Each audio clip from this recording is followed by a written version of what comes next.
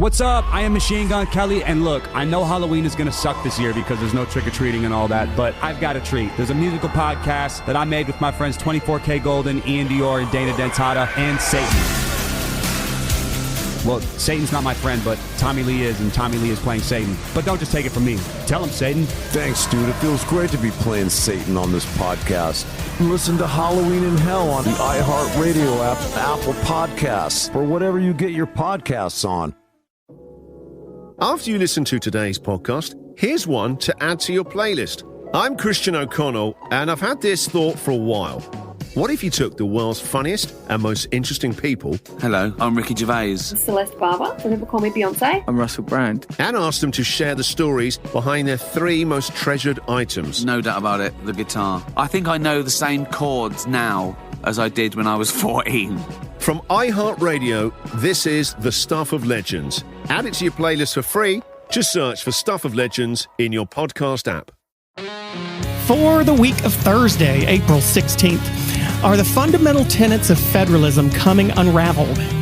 Are his near-daily Jeremiads against the White House press corps a sign that President Trump is coming unraveled? Is it possible that an accusation of misconduct could lead to Vice President Biden's good guy image coming unraveled? Does anyone still actually remember a time when things were actually raveled? And is raveled even a word? Our guest in quarantine from Los Angeles, Knoxville, Tennessee, upstate New York, and Raleigh will help us try to answer those questions and maybe even stumble upon an answer to the question, how the heck are we going to get along?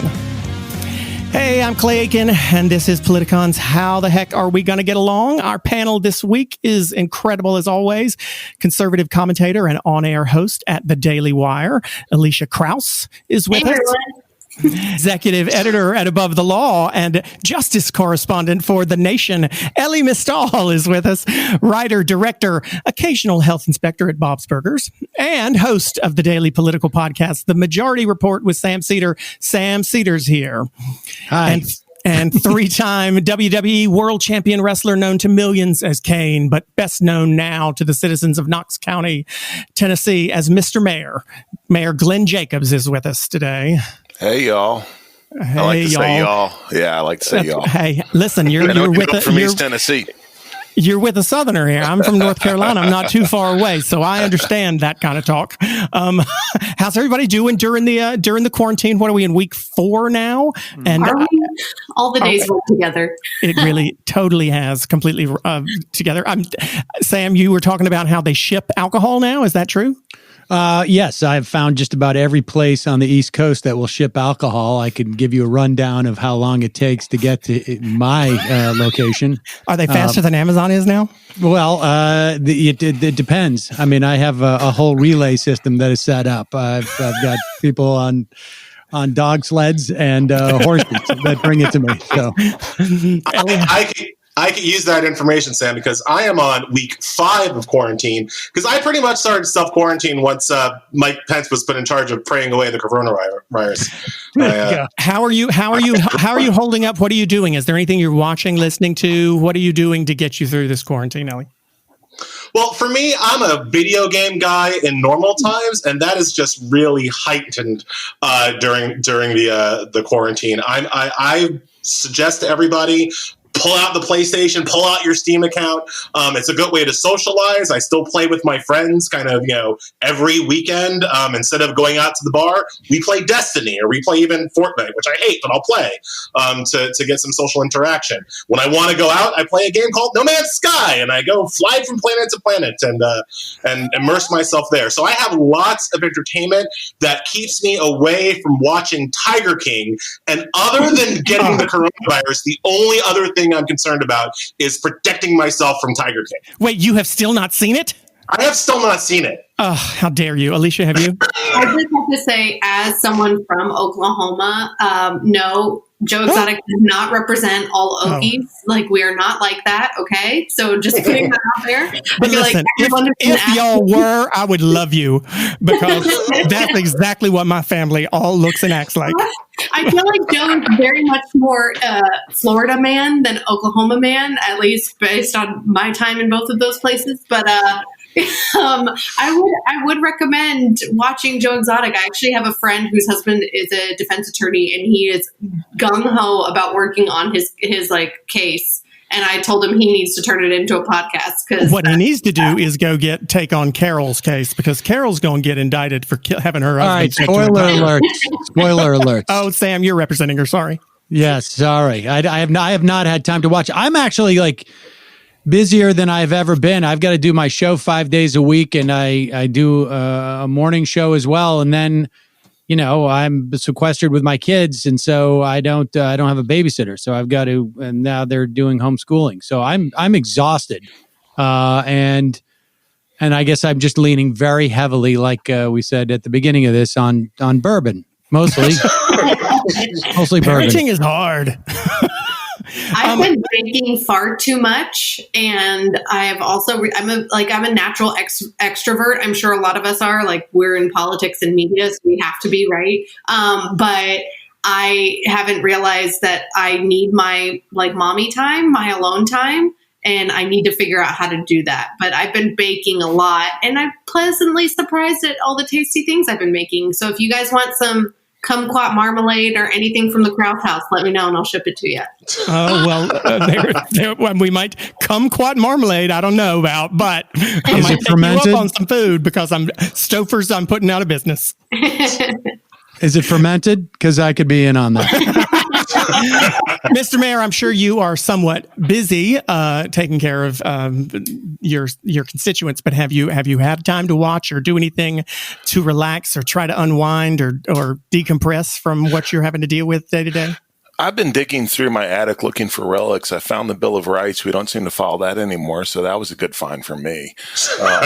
That was fun.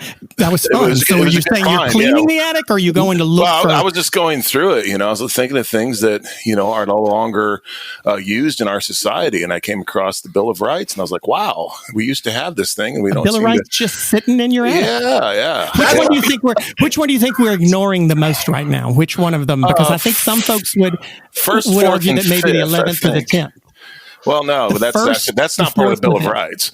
It's only the first 10. Oh, that's true. Yes, you're talking about that. That's why I taught special ed instead of American history. I would argue that the first, fourth, and fifth, most of all. But I think the whole thing is kind of ancient history at this point. The first one because of religion, the first one because of free press. Which part of the First Amendment do you think is being abandoned the most? Religion and assembly, of course, and in some cases, freedom of speech too. Because you've seen some folks try to, in politics and elected officials, threaten social media and people for putting out false information. The fourth, because we have an implicit right to travel with the protection against unreasonable searches and seizures, and the fifth, because we have due process, and you can't just shut things down without any due process, which is what's happened. So anyway, it was a good idea, but doesn't look like it turned out that great in the end. The Bill of Rights was a good idea, but doesn't seem to be working. Sam, do you agree? Elie, do you agree? Do you think that we're ignoring people's due process rights by not letting them by shutting businesses down? I personally don't. I think if people want to take a case to the courts and argue that that's the case, I'd be interested to see how that lands. I think Elie would have a better sense of this, but none of these rights are absolute. They're a function of a valid state's interest, and I think. Actually, that's not true. Nowhere in the Bill of Rights does it say that we will lift these in case of. And in fact, I think what we'd ask the founders is they would say they are absolute. We can ask the founders. And we can put some restrictions. You can put some restrictions on certain things, but that's not what's happening. I guess my point is... To me, the time was... Go ahead, Sam.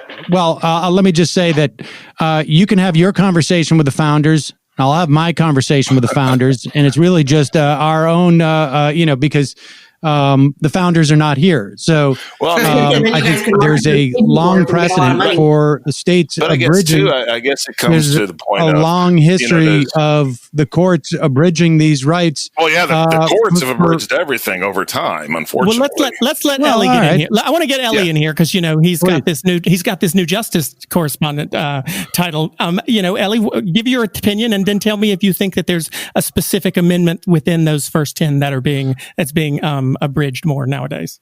Look, guys, I think that the time to argue about this, and it's an interesting argument, but I think the time to argue about this was sometime around Donald Trump declaring a fake national emergency to build a wall, right? Like, it was then that I wrote about how our national emergency laws need to be significantly rethought and recontextualized for the modern experience. What we're seeing right now is not so much a violation of a Bill of Rights because the governors are using these powers.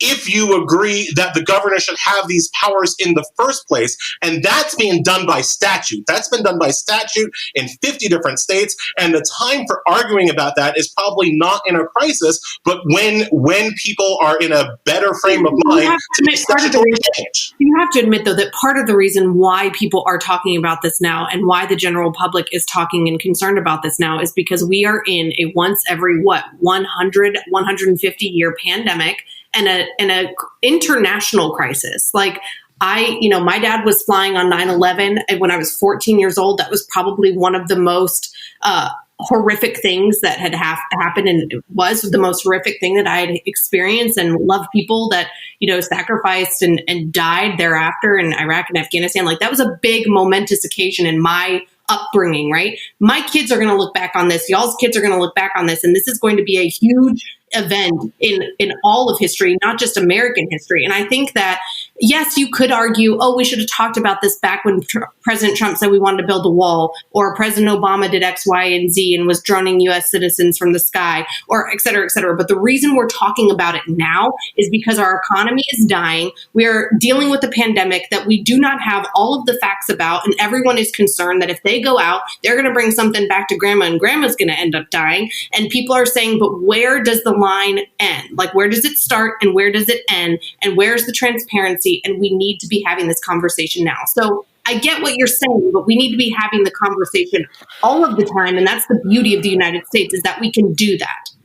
I'm glad that you brought up 9/11, because it seems to me like that's a perfect example for what we should actually be worried about. After 9/11, what we saw in response to that tragedy was an extreme overemphasis on state power, on state surveillance. There are 9/11 laws, there are Patriot Act laws that people have been fighting against that are still on the books 20 years after the tragedy. There was actually you have conservatives, by the way, that collection off the books on March 15th, and McConnell delayed the vote to take those laws away because of the coronavirus. So I'm all for being concerned about our civil liberties and civil freedoms, but the time to be concerned for that is when authoritarians try to use crises to take away rights, not in the middle of the actual panic. So do you think that Mark Garcetti and Gavin Newsom are authoritarian in this perspective, or is it just Donald Trump? Because I'm seeing a lot of double standards, and I'm calling out my own side too, and it's really pissing me off. Yeah, and the issue is protesting like totalitarianism, and they're pissed at, Whitmer in Michigan, which if I lived there, I'd be pissed at her too. But then they are ignoring the fact that a lot of these edicts are coming from the federal government. Yeah. And the issue is, as you brought up, we never went back after 9/11 to pre-9/11 civil liberties status. And the fear is, and I get what you guys are saying, trust me, okay? As we're moving forward, what does it look like after this? After a precedent has been set that government can just tell vast swaths of the economy to shut down. You can literally tell people, the rights that are explicitly protected by the First Amendment, assembly and freedom of religion, and again, in some cases, freedom of speech, that those are actually can be suspended for any reason. So all that has to happen from now on is the precedent is set and another emergency and the same thing happens. And that's the issue. Oh, Sam, you get in because you hadn't spoken. Well, I mean, I'm just confused. I mean, do we not have a concept in American law that you can't yell fire in a crowded theater? I mean, I think we do. And I think the idea is that this is to protect people in that theater. But you're and telling the guy I will say, I think there is a regional difference here too. As you know, I mean, I'm coming from a city that 10,000 people, over 10,000 people at this point, I mean, well over 10,000 have died in the past 4 weeks. And that's a pretty dramatic thing. And I mean, I have to tell you, from my perspective, this is not something that people are talking about.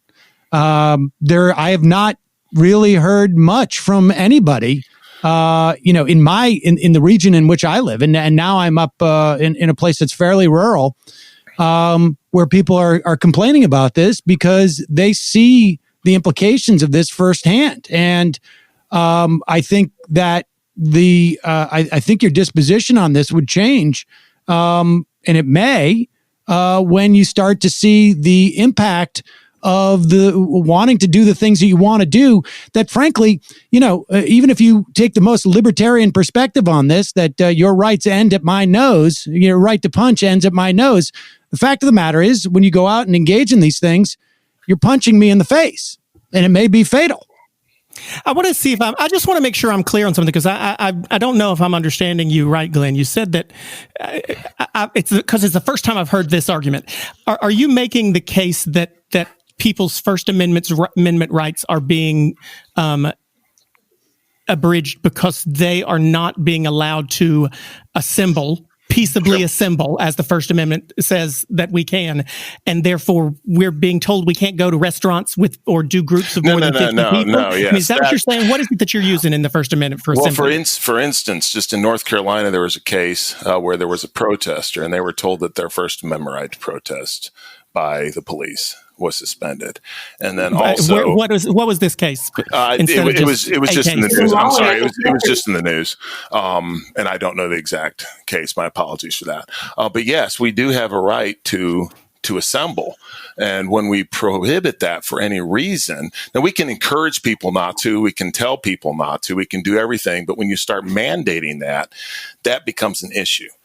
And it's the same with freedom of religion. In Kentucky last weekend, there was an injunction put down by a federal judge because the mayor of Louisville was trying to prohibit drive-in services at churches. The governor of Kentucky was sending the police out to collect license plates at services. Pastors have been arrested in Florida and Louisiana for having services. So, I don't think it's quite clear that, guys. Ellie, get in here. Let's let Ellie get in here, because the case that Glenn is referring to happened yesterday in Raleigh. They said that they were aware of a hashtag Reopen NC protest that is occurring in downtown Raleigh on Wilmington and Jones Streets. This is according to the Raleigh Police Department Twitter. They said the protesters are in violation of the governor's executive order and have been asked to leave. When somebody said, what part of the governor's order was violated here? The police department responded, quote, protesting is a non-essential activity. Yeah. And that's the issue, guys. Let's let Ellie get in. Let me clear the thing in Louisville just a little bit, because the mayor was not trying to prevent religious services from happening, and the checking of the license plates was done to track the spread of the virus. It was not there to prevent people from receiving services. Now, we can argue that that maybe we don't want to track the spread of the virus in that way. I have argued, again, in writing, that I would not be willing to download any kind of tracking app to help the government take my temperature without my consent, in the same way that I don't like any of these Patriot Act laws. So I'm kind of with you on the core issue of, like, we have to be concerned about overzealous executions of government power just because it's a crisis. My issue is simply that we have to be concerned about the right kinds of overzealousness, right? My concern is not so much whether or not I'm allowed to go to a bar in Westchester County where I live, which happens to be one of the epicenters of the virus. My concern is whether or not a woman in Texas can get a medical abortion. And that is the right that's been taken away during this coronavirus that I find much more troubling on a constitutional level than whether or not I can go to a Met game. Right. First Amendment is actually in the Bill of Rights. I don't see Roe v. Wade or abortion covered. Well, I mean, listen, you can't. That's something that's been addressed by the Supreme Court, whether it's in the Bill of Rights or whether it's in a further down one of the more recent amendments. It's been determined by the court. So let's not. We're not going to fall down that rabbit hole today. That's not our point here. I want to ask you, Elisha, because you read a piece of a clip from the article about the North Carolina case, and of course. Me in Raleigh, I had not heard of it. Maybe it's because I'm ignoring the news because it's driving me crazy. But I quickly went to our local paper, and I'm struck, I guess, and I want to ask you a question about this by a quote from someone who was at that rally. Okay. Leonard Harrison of Mebane said, quote, "We are in violation of Comrade Cooper's order. If I get locked up today, I'm okay with that." Is there a point, and this is not just about coronavirus or these issues, but is there a point that people on either side, not just conservatives, perhaps like this guy is, but liberals do it too, that people are just looking for ways to be upset, looking for things to get angry about, looking for reasons to protest because they don't like the other party and because we've turned a national pandemic, a health emergency, into a political issue? Is there a problem with people making when you say we're in violation of Comrade Cooper's order, trying to imply that an incredibly moderate Democratic governor is a communist seems a little incendiary and hyperbolic to me. Are people just looking for reasons to be angry? Do we need to get politics out of this? And you see this, I mean, welcome to politics in the United States.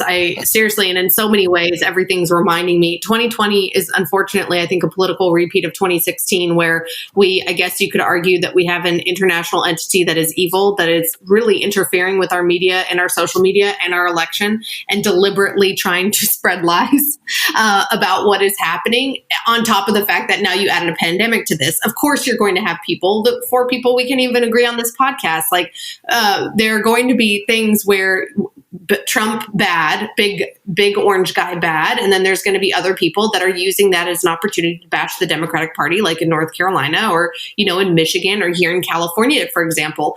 But I think it's especially heated because you have the fear of people being worried for themselves and their loved ones. And then you also have this economic fear that is very real, that is hitting home. I mean, I've lost income. My husband is a contract worker. He's lost multiple clients. My sister works for one of the largest restaurant groups in LA. She's the only existing employee. I mean, my mother runs a business in Oklahoma that's all vacation rental. Guess what? 95% of that business is gone. You have people all across the country that are dealing with the immediacy of, how am I going to pay my mortgage? I have to lay off all of these people. And then the fear of the health aspect as well. And of course, people want to be able to point the finger and say, who is to blame for this? And that's the person I'm going to go after. Right. But is there, I mean, Mr. Mayor, Glenn, let me get you in here because you've got, you're in a county where you've got, I think around 174 confirmed cases now. Fortunately, you've not had. You've been lucky. Yes. You've not had as many deaths. That's wonderful. But what's the point? At what point, I guess the question that I'd like to know the answer to as someone who's leading a health department and a government, how deadly would it need to get for you to be comfortable with putting on some of these restrictions? I mean, you're in a fortunate situation because you've had a little less impact, but in a state or a city like New York or a state like New York, where they've had 10,000 plus deaths in the city of New York alone, does there come a point when the pandemic becomes so bad that you do say, as a leader, okay, yeah, I definitely do believe that we need to follow the Bill of Rights, but at some point I have to keep people safe? Is it easier to say these rights are being trampled on when you don't have as many deaths and as many cases in your county? Well, here's the situation. We're not just facing a health crisis. as Elisha said, this is going to be the first of a number of crises, because it's morphed into an economic crisis, which is going to cause a fiscal and monetary crisis. We see the federal government is printing ginormous amounts of money, trillions of dollars. I mean, this year alone, the deficit's going to be in excess of $4 trillion. Okay. That's going to cause a real, not only an economic problem, but a fiscal problem, which is going to end up in a political issue as well. We go through these crises every 80 to 100 years. Yeah, but I guess my point is, it's easy to say that because yes, the economic issue is worse for you right now than the health issue. Absolutely. Sure, but I think at 174 confirmed cases and 4 deaths, yeah, it's definitely worse. From the very beginning, we've made a huge mistake. If you were to get 5,000 confirmed cases in your county, what happens if you get to the point where it's 500 deaths instead of just 4? We've made a huge mistake. Do you at that point say? We have made a huge mistake in the way, as a nation, I believe, that we have the strategy which we have used. Okay. What we should have done is from the very beginning, isolate the vulnerable and at-risk populations as much as possible. And what they're doing in Sweden, and they're taking some heat for it because they're seeing an uptick in the number of cases and the number of deaths. But we have to look at the entire cycle of this thing. So yes, okay. Yeah, we should lock everything down. What happens? How do we get back out of the lockdown? What's the exit strategy? There is no exit strategy. Yeah, and I gotta say, it's really scary to me as somebody. And so if you look at what Sweden, let me finish. If you look at what Sweden's doing, the young people are still out. They have closed bars. They've put some restrictions, light restrictions, nothing like we've done here. They're seeing more cases. They're seeing more deaths. But the thought is, and what we've done here, we all have to keep in mind, we did this to flatten the curve so that the healthcare system wouldn't be overrun. And I realize that's different in New York. But now we're at the point of, we can't loosen everything up until we have a vaccine. That could be months, maybe even years. Okay. Now, is that something that the president said, or the governments in the state of Tennessee have said, or is that something that you're reading somewhere? That's what. If you look at, let's say, what Dr. Fauci says and the other experts, it has morphed from flattening the curve so the hospitals don't get overrun till now. When can we lighten up on these restrictions? And the other day, Dr. Fauci said, when we don't have any more cases and don't see an increase in deaths, that's an issue. No. So what's the exit strategy? No. The exit strategy is testing. The reason why Sweden's able to do what Sweden's doing is because of testing. The thing that we didn't have, the thing that the federal government didn't provide for us is testing. You can't do what Glenn just suggested unless you have testing. The whole issue has been that we didn't and still don't have enough tests. So the kind of targeted isolations that Glenn is talking about, we're going to quarantine you, but not you. You're healthy, you're not. We know from mortality rates who you should quarantine. No, we don't know who you should quarantine based on mortality rates because this disease can be spread by people with no symptoms. Yeah, so the only way you're going to get a handle on it is with more testing. And after we have more testing, after we are in a situation where everybody can get tested, then we can be in a situation where we can say, like, oh, you're healthy, you can go out. Oh, you can go out. We're never going to be in a situation where you're going to be able to test every single American. South Korea is. We have 360 million people in this country. I don't know that that's necessarily fair, Elie, because South Korea is not testing everyone. There's not really been a country that has tested everyone. Yeah. There have been countries that have had perhaps more targeted testing. There have certainly been countries that have done a better job of testing people without symptoms than we have. But I don't think any country has tested everyone. That's fair play. South Korea is testing everybody who they think has been exposed and who they think is at risk. We are nowhere near doing that.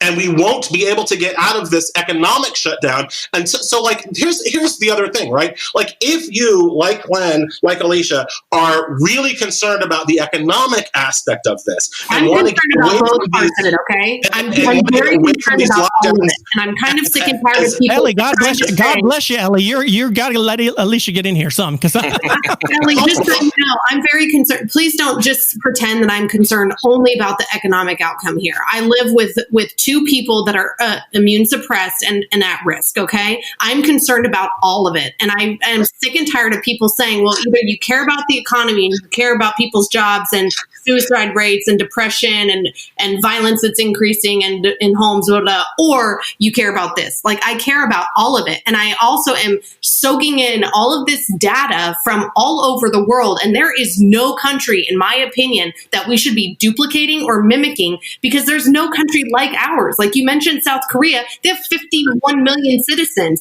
Guess what? Part of the reason we've had testing issues is because a lot of our crap comes from China. And this is an increasing problem that conservatives, by the way, have been talking about for a very long time because of the supply lines. Well, listen. So you make a good point, Elisha, and I think it says Elisha makes a good point. But I want to. We've all three, and you know what? I should just go ahead and let you know. Apparently, Sam lost power at his house halfway through this. That's the challenge of podcasting from remotely during a pandemic. We're hoping he'll come back with us shortly. But for now, he hasn't. Sam Seder has not stopped talking. Trust me, he's not including himself. Can I jump in? He's not interested. Can I jump in? I want to let you jump in. I want to let you jump in as a result. I'm going to let you go next to answer this question, though. Sure, but I want to say all three people on the call have identified problems. Glenn, you've identified an economic problem and a health problem. Elie, you've definitely identified that we've got a testing problem. We've got a lot of issues when it comes to the safety of people's health. Elisha, you have specifically said that you're concerned about both of these issues, but nobody's talking about, Glenn, the solution. Instead of telling me what we shouldn't be doing, is anybody here, and Glenn will let you start, is anybody able to tell us what we should be doing? Yeah, I did it this week. And by the way... Well, I'm giving you another chance right now. Go for it. But by the way, my parents are both alive, and they're both in their mid-80s. And my in-laws are both alive, and they're both in their mid-80s. So I am extremely concerned about the direct impact of the virus. We're going to have to reopen the economy. We're going to have to do so in a phased manner. We will have to have testing. We'll have to make sure that we are tracking everything. A few weeks from now, you're going to realize what the economic impact really means. Okay, we've had 17 million people lose their jobs over the past 3 weeks. That probably be 20 million coming up on this week. So it's really easy for people to hang out at home and say, oh, everything's fine, but a lot of people aren't able to do that. And a lot of people aren't going to be able to pay their rent or pay their food bill, frankly. So we need a phased reopening of the economy, and we need to do it as quickly as possible. We need to ensure that we're testing as much as we possibly can. And yes, that is a challenge, because we don't have the resources to do it. We need to ensure that we're when I say our vulnerable population, older folks, our assisted living facilities, our nursing homes, they all need to be locked down. Our hospitals need to be locked down. And we need to ensure that the people that are working there are following the mandates that are put forth. And we need to have a phased reopening where, just as we phase things down, we need to start opening back up. The issue is at some point over the next several weeks, what's going to be left to open up? I think small businesses are going out of business. It's just going to be Walmart and the grocery store is going to be the only thing that left, the only thing that have capital in order to pay anybody.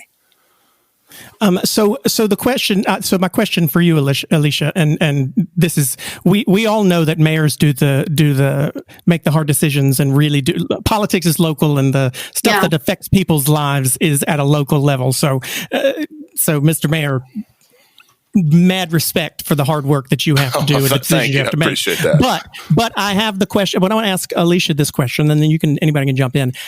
Whose responsibility is it to be making those decisions, to be coming up with those plans? Is it the responsibility of each individual mayor in counties like Knox County, and I don't know how many counties are in Tennessee? There are 100 in North Carolina, 95. all potentially doing different things. Is it the responsibility and the decision making of the governors, or is the leadership? Should that leadership be coming from the president? Elisha? I think that there obviously has to be leadership, and I think more importantly, transparency and information that is coming from the White House and that is coming from the CDC. I think that then, because of the way that the beauty of our political system works, then it needs to be trickled down to the state and local level. I agree with Glenn in that it needs to be. There's a lot of things that he should be making the decisions as a mayor. I'm following Eric Garcetti, our mayor here in Los Angeles, and some of the decisions he's made I've agreed with, and others and I have questions for, and I feel like there's lack of transparency. One of my frustrations is why do things keep changing from the federal level down, and I feel like we're not getting enough information there. I think it has to be information from the federal level, information from the White House and the CDC that is shared with local governments. Those state governments need to be making the decisions that Glenn said, specifically when it comes to healthcare kind of regulation and care for people in nursing homes and in hospitals and those kinds of standards. And then from there, you can break it down to the county and the local level. I'm from southeastern Oklahoma. The county where my parents live have no documented cases of COVID. So they should not be reacting in the same way that a city like New York is, for example. And the uniqueness of America is that has to be, this is just proving to me over and over again that the government has to be, the politics has to be local, and local governments need to be making the best decisions for the people in their areas, because we cannot sustain this. I mean, mentally, emotionally, physically, even for people's health. And then unfortunately, you're going to have people that are going to buck the system. You're going to have people that think it's no big deal. And that's where, self-responsibility has to come in, and hopefully good citizens come in. Okay, well, Elisha bucked the system a little bit this week. You tweeted, Elisha, after the president said the authority of the president of the United States is total. Elisha, you tweeted, "Dear GOPers, how would you react if Obama said this?" I'm assuming that you think that maybe Republicans would not have taken it that well if President Obama had said it. Of course not. So, Elie, I'm going to drop a bomb here and let you go with it, and everybody else jump in. Is Trump cracking under this pressure here? Does he have the power over governors? Is he starting to completely move on to the media because he's completely cracking? Elie, what's going on with President Trump right now? Cracking suggests that he was ever put together. You can't break what was already broken. He's reacting to this crisis as he has reacted to everything his entire life. He's completely narcissistic. He's completely concerned about what people think about him. He seems to have a real difficult time empathizing with anybody who is not him. Elisha, I think said very well about how she's concerned about both. Glenn said very well about how he's concerned about the healthcare aspect as well as the economic aspect. Trump has no fealty, no ability to handle the emotional weight and the emotional toll that this has happened, that this is weighing on the country. All he is concerned about is helping himself get reelected, and he understands that trying to run for re-election in the middle of recession, which this is likely causing, is a very tough road. Okay, well, this is a topic that I definitely don't want to leave Glenn and Elisha out of. Oh well, I mean, I think like he's no more or less cracked than he's ever been. I think from day one he had a disregard for what the experts were telling him. In fact, even before day one, right? I mean, they fired the head of pandemic response who sat on the National Security Council. They fired the head of pandemic response that sat at the Department of Homeland Security. They got rid of the people who were embedded in China from the CDC who were looking at the potential for pandemic. And I will say this too, that it wasn't just Donald Trump who did these things. John Bolton, it's a Republican project to cut back on what is considered government waste. And because there is a skepticism of what government does. And I think that, we now know that just because at any given moment a government service isn't being used, it's not waste any more than, it's waste that I have fire insurance for my house and my house didn't burn down this year. So, it wasn't a waste. It's called insurance. And so, I think that the pressure is getting to him, but I don't think it's about coronavirus. I think he is worried about his potential loss in November. And I think it's always been about that. And I think it always will be. Glenn, how do you feel about? I mean, that's you're the elected Republican official here. The federal government is not the decider of all things at all times. And the decisions should be left up to the states and the localities. And President Trump was actually doing that. When we're looking at the strategy for going forward, I think that needs to continue because, as Elisa pointed out, we know the situation in our localities much better than anyone else does. And yes, what's appropriate in Knox County may not be appropriate someplace else. We here again in Tennessee, we have 95 counties, by the way, Clay. And some of our rural counties. We got you beat then. We got 100. But some of our rural counties have no cases. And then you look at Metro Davidson, which is Nashville, and Shelby County, which is Memphis, and they've been particularly hard hit. And I expect what Governor Lee is going to do is start lifting restrictions slowly, but then also allowing the local officials to have discretion over whether they want to keep some things in place. And I think that's the way that it should be, frankly. So how does that jive with what Elisha tweeted about, though? He's changed really the terrain in which we're talking about. The federal government is the only entity in this country that is capable of maintaining a pandemic response team like the one that used to sit on the National Security Council. The federal government's the only one that is capable of maintaining the apparatus for a pandemic response on Department of Homeland Security.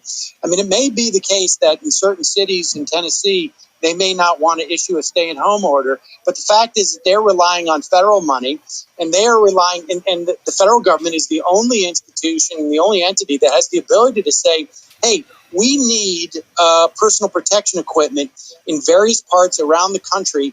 We have the ability through the Defense Production Act to require certain companies to produce this stuff. The federal government has that power. And now people may have a problem with it going back 100 years. And if that's the case, well, then, I don't know, take a time machine. But that power exists. And yeah, I mean, that's a good point, Glenn. Why does the president have so much? Want to say that he's got so much power over governors, but he's not willing to make any moves to exert his power in other areas like the Defense Production Act. In Tennessee, we've used our resources through the Tennessee Emergency Management Agency to acquire PPE. And we've been doing that ourselves. So I think the states can do it. It's just a matter of allowing them to do that. And we're in Tennessee. We're already doing a lot of these things. But don't you get a little bit tired of spending so much money on federal taxes only to find out they ain't working for you when something like this happens? Well, I have no idea why we'd want to give the federal government more power. But hey, I know, but you gave them the money. You gave them the money. Don't you want the ventilators? Yeah, sure, I guess, but we don't have a need for them. So I mean, okay, so Elisha, I hate to. Sorry about that, Glenn. I might have pinned you there. But we don't have a need for it.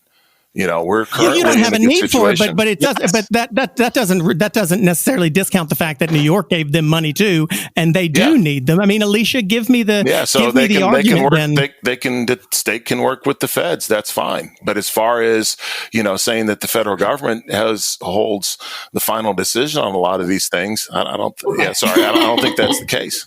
No, I didn't say that. I said ultimately, the federal government is not the dictator that should decide, for instance, what states do in their particular states. Okay, which was what President Trump was doing. Okay, so I'm agreeing with you guys. It should be, that it should be mostly up to the discretion of the governors and the local government officials how we move through this, and hopefully can open back up on the other side. Yeah, I think the federal government absolutely has a role, but the onus is on the states to determine what they do or do not need, because they're, like we talked about earlier, the politics is local thing here is very applicable. I think another example of this is post-Hurricane Katrina, right? When people were blaming George W. Bush for not evacuating people and not sending resources, except the rules on the books at the time, and correct me if I'm wrong, I think they're still this way, so that the governor and or the state legislature had to vote to officially request that from the feds. And it's clear that in places like San Francisco, I think obviously everyone's eyes are on New York because of the spread there as well. New York needed the federal government's help. Maybe Tennessee didn't. And so there's the big difference. Hey, listen, if who is the governor in Tennessee? If Bill Lee and Mayor Glenn Jacobs don't need the federal government's help, more power to them. They should be able to get reelected for life. And I'm going to have to jump off, and I'm so sorry. I have appreciated the conversation, and thank you all, guys. Thanks everybody. And I, despite the fact that we argue, I do respect everybody's viewpoint. So thank you all very much. Well, I look forward to your run for governor, because I can feel it cooking up in Knoxville. Thank you so much, Mr. Mayor. I knew they were going to kill him. The police ain't FBI. This is Fight Night, a new podcast from iHeartRadio. This is the story about two guys from opposite sides of the street.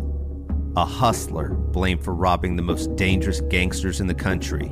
This is like issuing a death warrant for me for something that I don't even know anything about. And the cop who tried to save his life. They thought he had robbed the deadliest man in this country. Guys who would not hesitate to blow your head off. In 1970, Muhammad Ali triumphantly returned to the ring. At the hustlers' party that followed, gangsters from around the country were robbed of $1 million.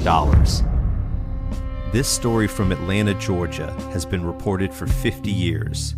But now, for the first time, you're going to hear what really happened from the people who lived it. Listen and follow Fight Night on the iHeartRadio app, Apple Podcasts, or wherever you listen to podcasts. What's up? I am Machine Gun Kelly, and look, I know Halloween is going to suck this year because there's no trick-or-treating and all that, but I've got a treat. There's a musical podcast that I made with my friends 24K Golden, Ian Dior, and Dana Dentata, and Satan.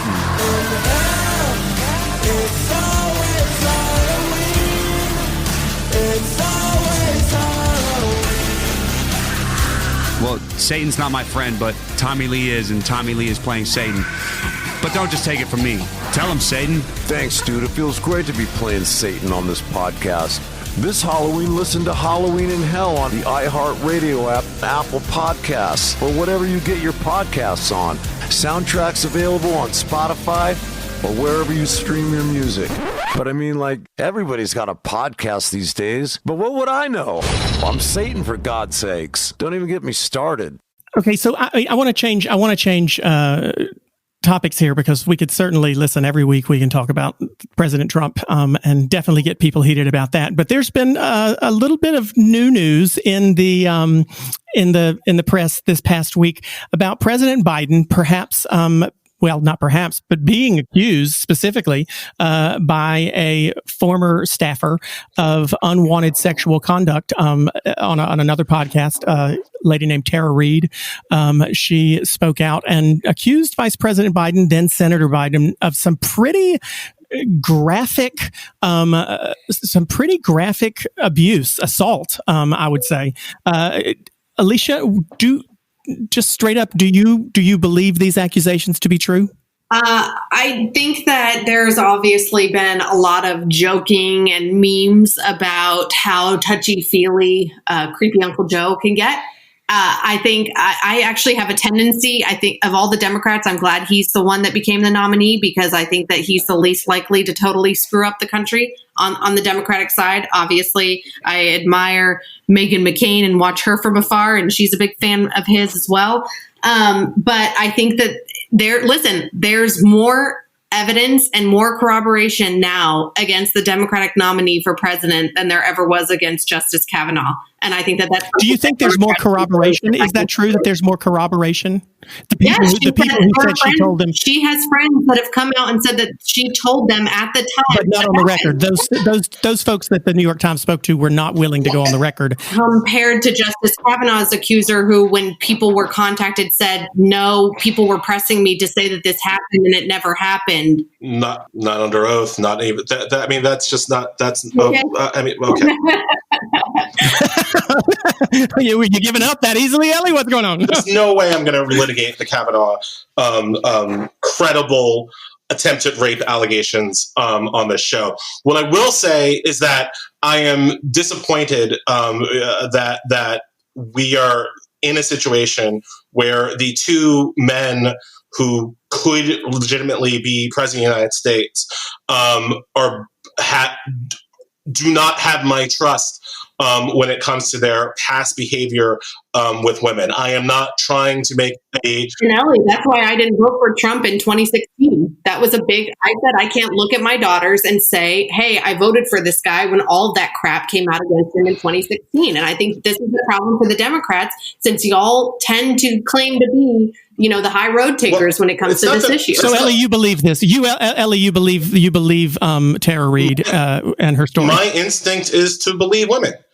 And I'm going to stay true to that, regardless of if there's a D or an R behind your name. Now, in a binary choice election where I've got one guy who's been accused by 23, I believe it is at this point, women of sexual misconduct, to say nothing of women who just are aware of his general sexual harassment, to say nothing of his affairs, if I'm choosing between that and Biden, it's still not a hard choice for me, but I'm not going to be a hypocrite about this. I think that this aspect of Biden's history is problematic. I think that it should have been more of a red flag than it was during the primary. And I'm not happy about it.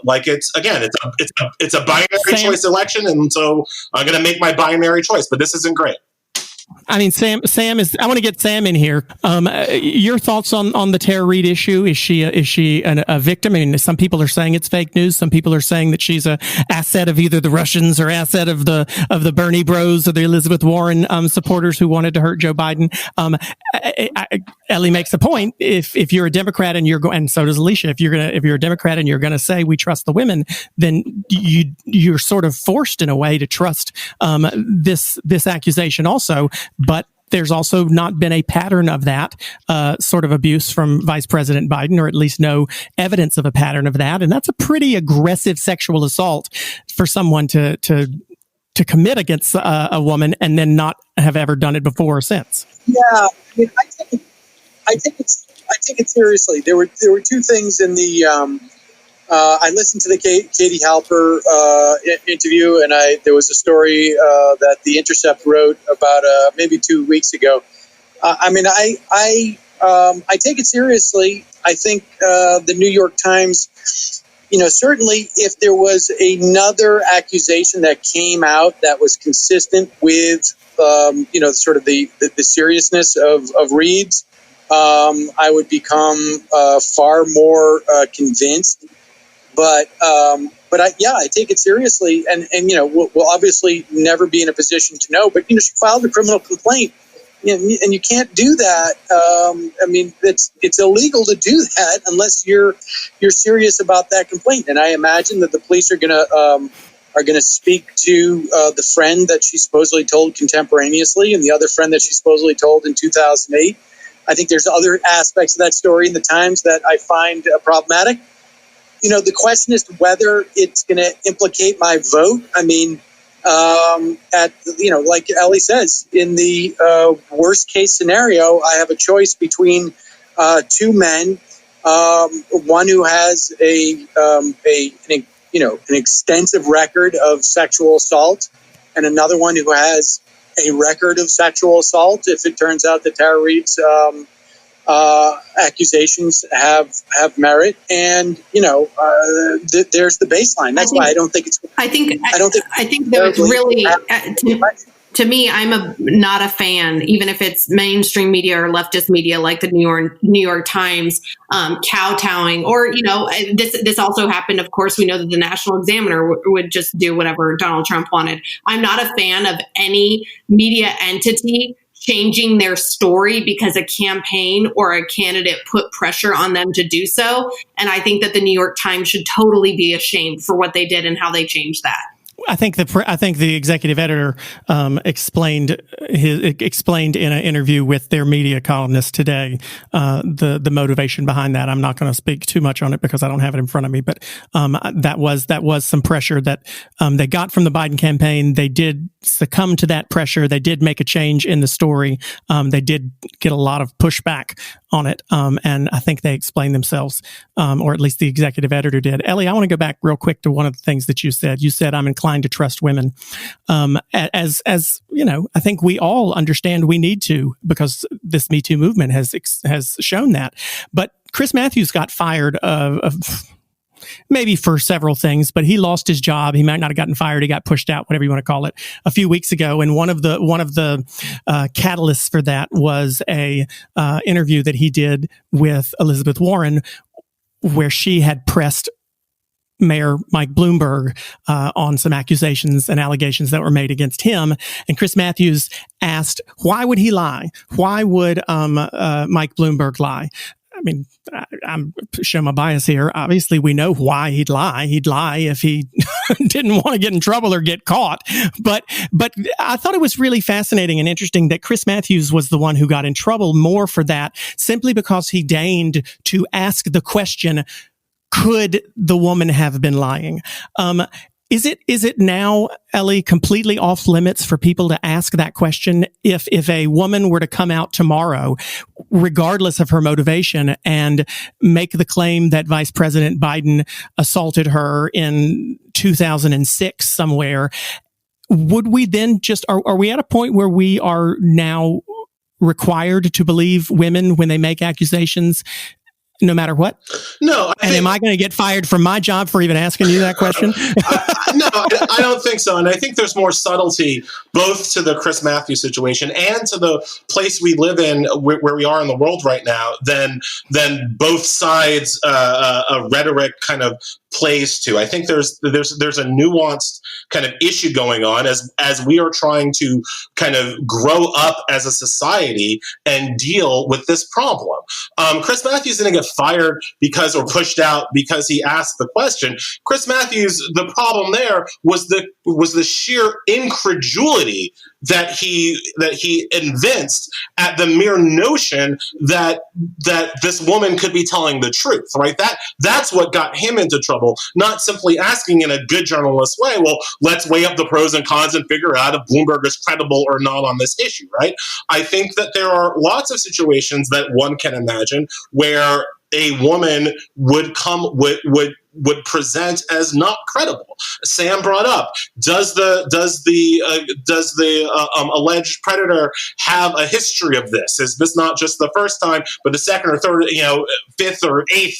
But you're saying you believe this particular accusation against Vice President Biden, even though that particular thing doesn't exist. I mean, the New York Times said that there was no evidence of any history of it at all, and no evidence since. But you said that you believe the woman. I think where I am, I think more accurately, and again, there's nuance and subtlety here. I think more accurately here is I'm with Sam on the the aggressiveness, I think was Sam's word, of the assault is shocking, and I don't know that if I believe that something went on that perhaps was untoward. I'm inclined to believe the woman.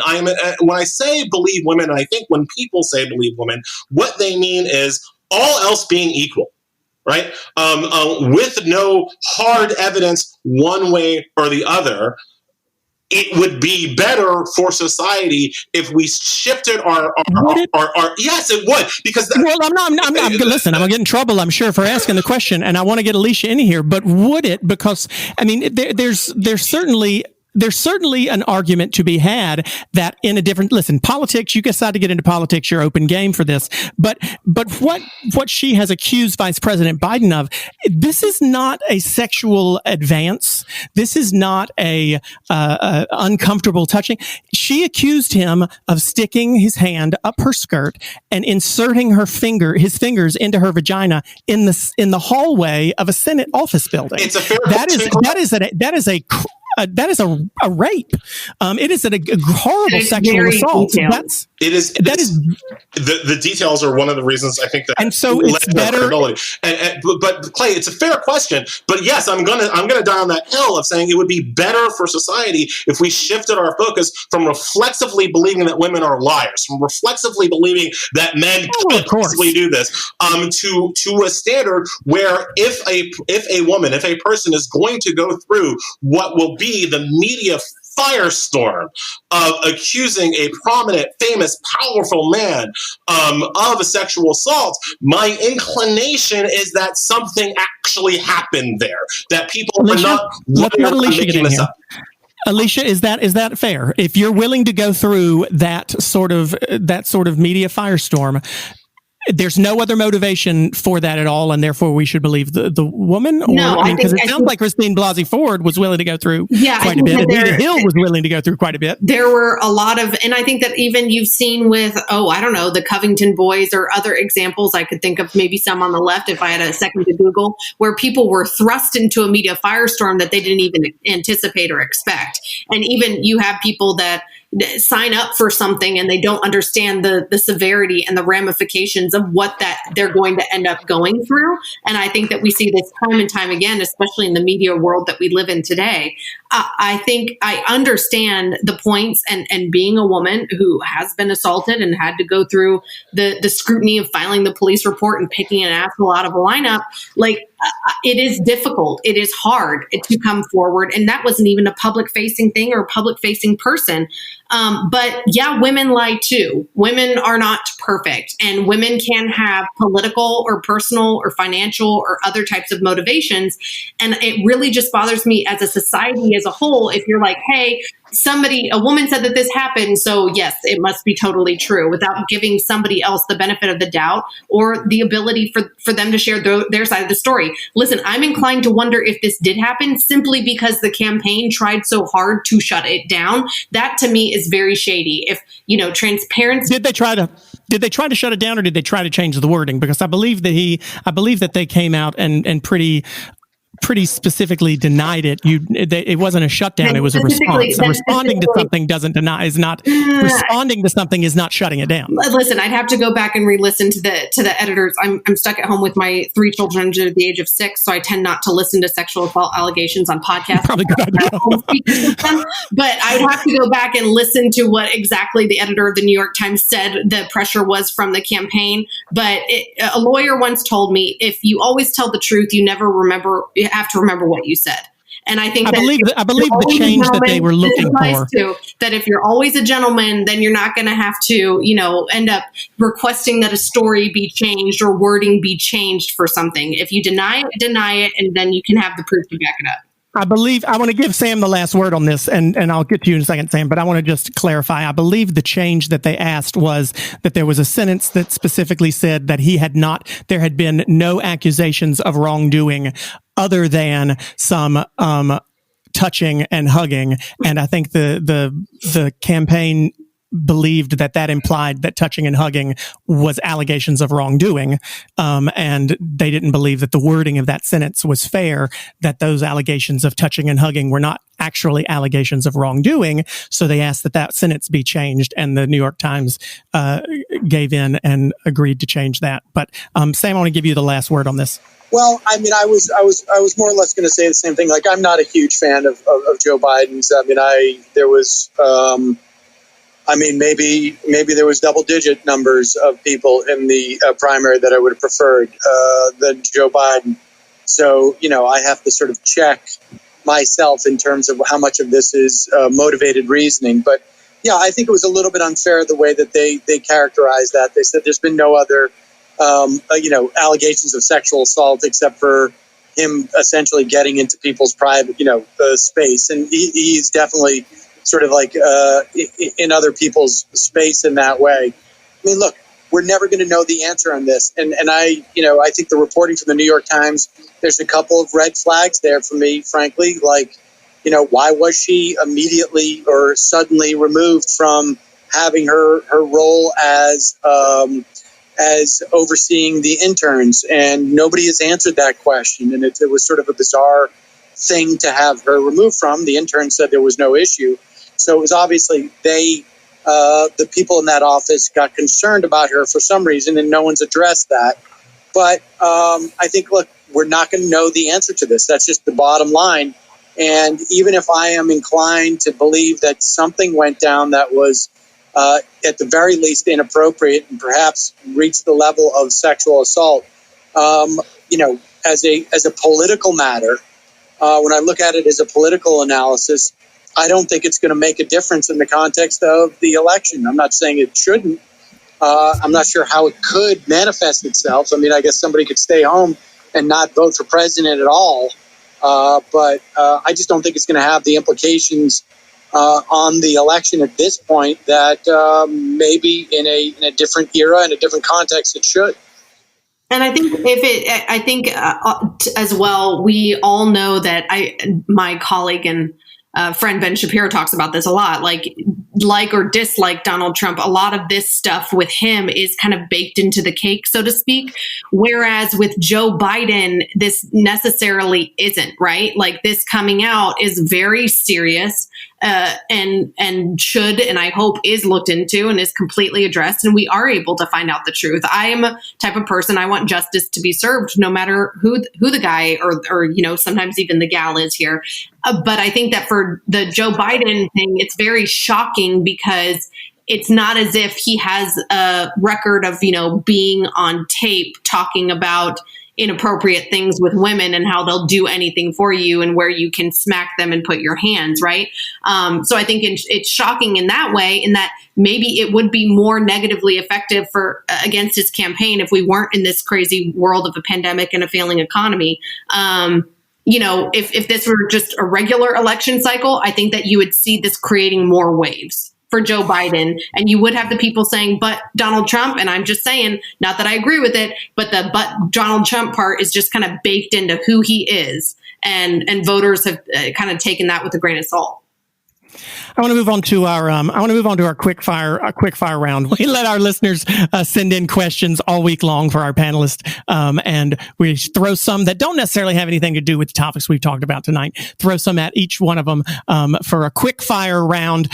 Nadine from San Bernardino asks Sam Seder, no fracking, no smog. Is COVID-19 good for the environment, Sam?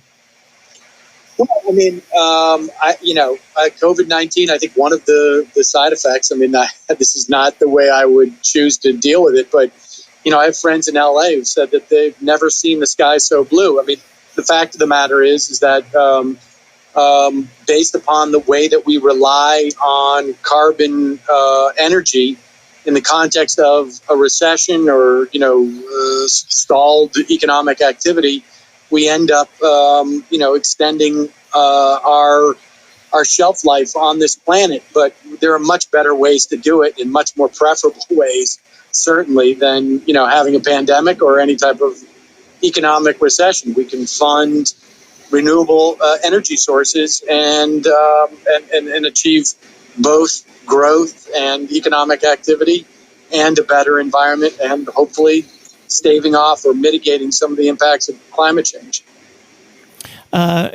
Elisha, Greta from Denver asks, was it worth the 2 days to wait to print President Trump's signature on the stimulus checks? I think that this is silly, but once again, it's baked into the Trump cake. He's going to try to make it about him, and he wants to have ownership of, in his mind, kind of saving the day and sending this money to the American people. No, it's silly. It's not worth it, but it also wasn't worth it when the 2008 stimulus went through for Barack Obama to put this roadside project or this school project or this library project funded by the 2008 stimulus package, right? But politicians do this all the time, and it really came as no surprise to me. Did it? Anyone? Really? Elie Rochelle from Houston, or Rochelle from Houston asks, has China captured the WHO, the World Health Organization, Elie? What? No, this attack on the World Health Organization is ridiculous. Like how are you gonna yell at the World Health Organization during a global pandemic? That's just, again, this goes back to something I said earlier on the podcast, and I will just hit the point again. During the crisis is the worst time to make broad-based decisions on what we should do after the crisis. We should make those decisions after the crisis, when people have cooler heads and are thinking rationally, and hopefully we're not led by a narcissistic crazy man. I gotta say though, the World Health Organization is culpable and has been. Damn, folks, this is supposed to be quick fire questions. What y'all doing? Quick fire. I'll have to shave. Lord, Veronica from Portland asked a funny question, a cute question that I'm going to pose to every single one of you and let you each take a half an hour to answer if you'd like to. Veronica from Portland says the pandemic has been good for pandas. Even the pandas are mating again. We can be sure to expect the unexpected. What other unexpected things might happen? Sam, you start. What unexpected other things that are positive? Oh God, who cares? What else might happen? Oh, I think we're headed into a very, very creepy era when we ultimately, and hopefully this happens soon, but I don't have high hopes. We get testing to determine whether people have the antibodies, and hopefully the antibodies will prevent people from getting reinfected. And we're going to have this very strange new element of class in society where if you have the antibodies, you're going to be able to sort of roam freely.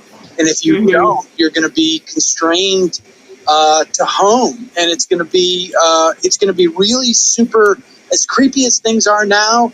And, I'm speaking as someone who's coming from, one of the epicenters, and I suspect most of the people listening to this, if they haven't experienced already, and they probably haven't, they will experience it soon, believe me, that this part of it is going to be even creepier.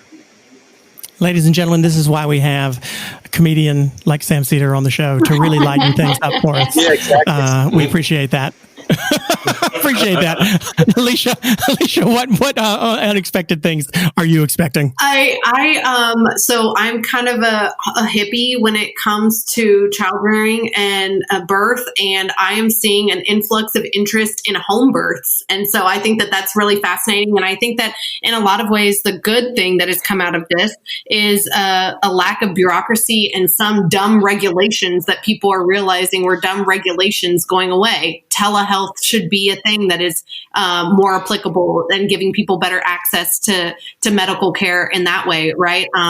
And people and women specifically educating and empowering themselves to figure out what they want their birthing experience to be like. And turns out it's helpful when you can have a partner there and you're not going to be separated from your baby or in a germ-infested hospital. Okay. Elie, you got to bring this home for us. Give me something unexpected that might not keep me awake all night. I got you. Old people are learning how to use Zoom, and this will decrease the average commute time for white-collar workers across the nation. Because now people will realize that they can Zoom into their meeting instead of Zooming into the city. And that's going to be great. So that's number one. And number two, karaoke is dead. The next time I will love karaoke. And the next time I go out in public to spittle into a microphone that I'm sharing with strangers. Interesting. Yes. Karaoke is dead. It's all going to be TikTok and Zooming going forward. I'm sorry, karaoke bars, but you're never coming back. It's not just old people learning Zoom for office meetings either. My mom is learning the computer so much more now. So much more now because she has no choice. If she wants to see her grandkids, she's going to have to get on Google Duo somehow. Yeah. Where can we see and hear you, Sam? Obviously, you've got your podcast every day, The Majority Report with Sam Seder. You can find that. And obviously, we've got your Ring of Fire Radio every weekend. What else can we see or hear you on, Sam? Well, people can watch the show on YouTube Live every day at noon. And also, we're doing the AM Quickie, which is about a 7-minute news brief in the morning. It's available for free on Stitcher and iTunes. And that's something I haven't had during a quarantine. That's for sure, an AM Quickie. Sorry. That's too much information. That's a more totally expected thing. Right? Yes. Alicia, where are we seeing here you? I was going to say, I'm sure we're going to see a lot of COVID babies because of those AM quickies that people are doing. Right. But, if you really want to bring a human into the world at this point, right now. Yes, I would, as a mom of a 9-month-old, I would highly recommend a snuggly baby during a pandemic. It actually makes things better. But everybody can just find me on social media, Twitter, Instagram, Facebook. What's your handle? At Elisha Krauss. It's weird. It's Elisha. Oh, we can spell your name, girl. Good. And we can still see and hear you online also? Yes, absolutely. Daily Wire. Very good. And Elie, we know we can read your stuff at The Nation now too, but what else can we look forward to from you? Yeah, right now I'm just basically on Twitter at Elie NYC, ELIE NYC, where I tweet mean things about the president and great things about video games. Yes, all the video games that you are just living for right now. God bless you. I tell my kids that'll rot your brain. Yeah. So be careful. My kids can now consistently beat me at the Super Smash Brothers on the Nintendo Switch. Because, well, there you go. And who said kids weren't learning anything during the quarantine? They can learn. Elie Mystal, Elisha Krauss, and Sam Seder, thank you so much for joining us. Another special thanks to Mayor Glenn Jacobs of Knox County, Tennessee. Thank you all for listening. You'll hear us back here next week. You can download this wherever you get your podcast. You obviously downloaded it today, so you knew how to find it in the first place. And you can send your questions for next week's panel to us on social media at Politicon. That's Instagram and Twitter. And we'll see you back here next week to try to figure out how the heck are we going to get along. Thanks, guys.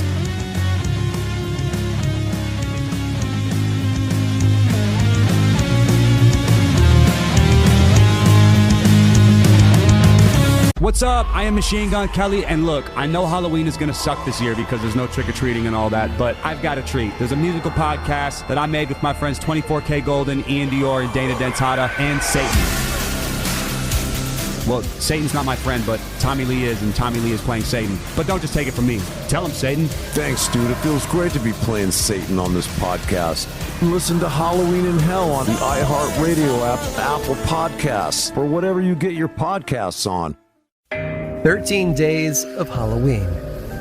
A remote hotel, the most unusual guests, a tour guide that can't be trusted. And the newest arrival is you. Why are you here again? They sound like someone you trust. I know you can hear me. Starring Keegan-Michael Key as the caretaker. Please make yourself at home. After all, this is it. One story each night, starting October 19th and ending on Halloween. From iHeartRadio and Blumhouse Television, listen to Aaron Mahnke's 13 Days of Halloween on the iHeartRadio app, Apple Podcasts, or wherever you get your podcasts.